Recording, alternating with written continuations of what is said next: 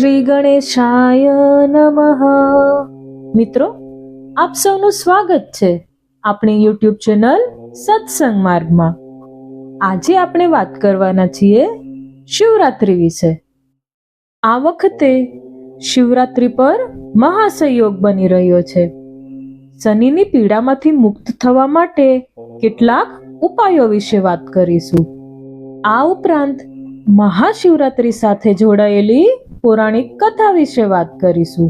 મિત્રો, જો તમને વિડીયો પસંદ આવે તો લાઈક કરજો, વધુમાં વધુ શેર કરજો અને મારી ચેનલ પર પહેલી વખત આવ્યા હોય તો જરૂરથી સબસ્ક્રાઇબ કરી લેજો, જેથી કરીને દરેક વિડીયોના નોટિફિકેશન તમને મળતા રહે.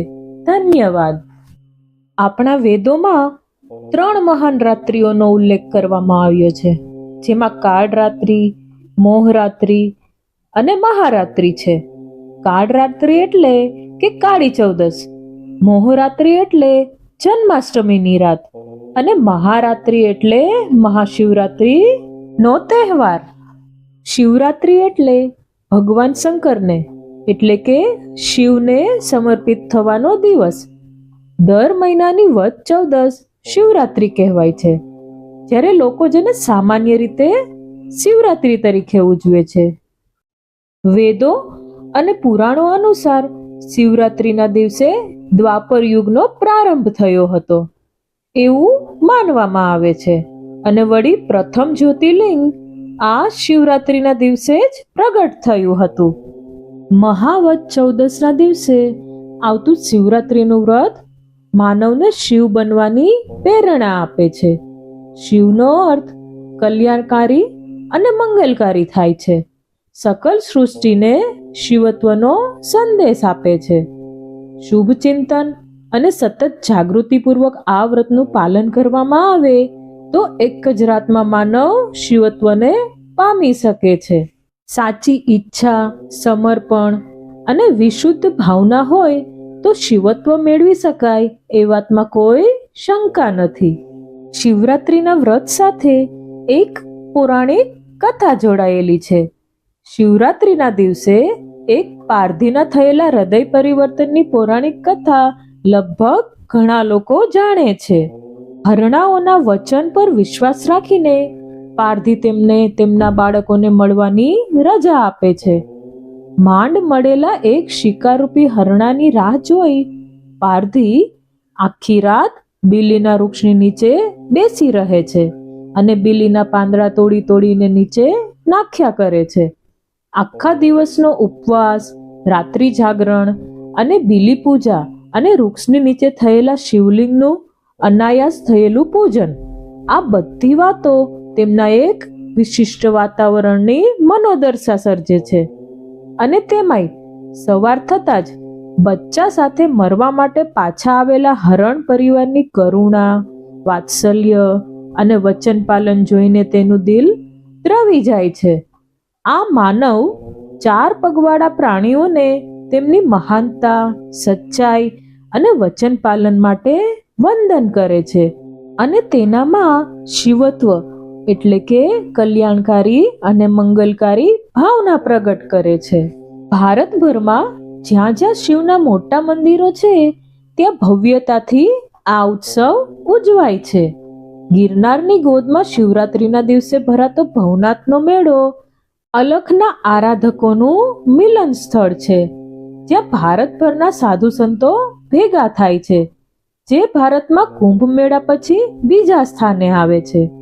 ભવનાથના મેળાનું મુખ્ય આકર્ષક શિવરાત્રિના રોજ રાત્રે 9 વાગ્યાથી નિવસ્ત્ર બાવાઓનું સરઘસ છે.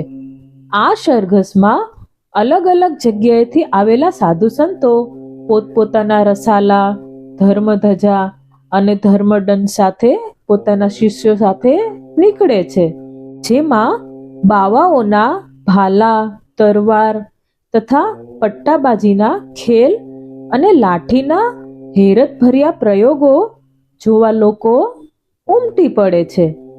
આ સરઘસ ફરતું ફરતું છેલ્લે ભવનાથ મંદિરના બીજા દરવાજેથી બાજુમાં આવેલા મૃગીકુંડ પાસે આવે છે. ત્યારબાદ બાવાઓ અને અન્ય સાધુ સંતો વારાફરતી આ મૃગીકુંડમાં સ્નાન કરે છે. જેમ કુંભના મેળામાં શાહી સ્નાનનું મહત્વ છે, તેમ આ ભવનાથના મેળામાં મૃગીકુંડમાં સ્નાનનું મહત્વ ખૂબ જ છે. કહેવાય છે કે આ કુંડમાં નાહવા પડેલા અમુક સાધુઓ બહાર આવતા જ નથી અને ત્યાંથી જ અદ્રશ્ય થઈ જાય છે. ઓમ નમઃ શિવાય. ઓમ ત્રંબકે યજામહે સુગંધિત પુષ્ટિવર્ધનમ ઉર્વારુકમિવ બંધનાથ મૃત્યુમોક્ષ્ય મામૃતામ. આ મંત્રથી ભગવાન શિવને બલિપત્ર ચડાવીને પૂજન થાય છે. હવે આપણે વાત કરીશું મહાશિવરાત્રિ પર 149 વર્ષ બાદ યોજાયેલા મહાસંયોગ વિશે અને શનિની પીડામાંથી મુક્તિ મેળવવા માટેના ઉપાય વિશે. તો આવો જાણીએ.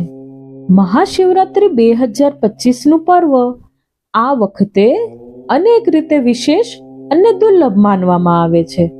જ્યોતિષ અનુસાર 149 વર્ષ બાદ મહાશિવરાત્રિ પર ગ્રહોનો એક અદ્ભુત સંયોગ બની રહ્યો છે, જેમાં શિવની સાથે શનિદેવ અને ધનના કારક શુક્ર ગ્રહની પણ વિશેષ કૃપા પ્રાપ્ત થશે. આ દુર્લભ સંયોગ ભક્તો માટે અત્યંત ફળદાયી સાબિત થઈ શકે છે. આ વર્ષે મહાશિવરાત્રિ પર સૂર્ય, બુધ અને શનિ ગ્રહ એક સાથે કુંભ રાશિમાં બિરાજમાન થશે. જ્યોતિષીય ગણતરી મુજબ લગભગ 1.5 સદી પછી આ ત્રણેય ગ્રહો અને મહાશિવરાત્રિનો આવો અનોખો સંયોગ સર્જાઈ રહ્યો છે. એવું માનવામાં આવે છે કે ગ્રહોના આવા દુર્લભ સંયોગમાં ભગવાન શિવની પૂજા કરવામાં આવે તો આપણી મનોકામના ઝડપથી પૂર્ણ થાય છે. એટલું જ નહીં, આ વિશેષ યોગમાં પૂજા અર્ચના કરવાથી કુંડળીમાં રહેલા ગ્રહ દોષોને પણ શાંત કરી શકાય છે. પહેલો સંયોગ છે શુક્ર અને રાહુનો સંયોગ.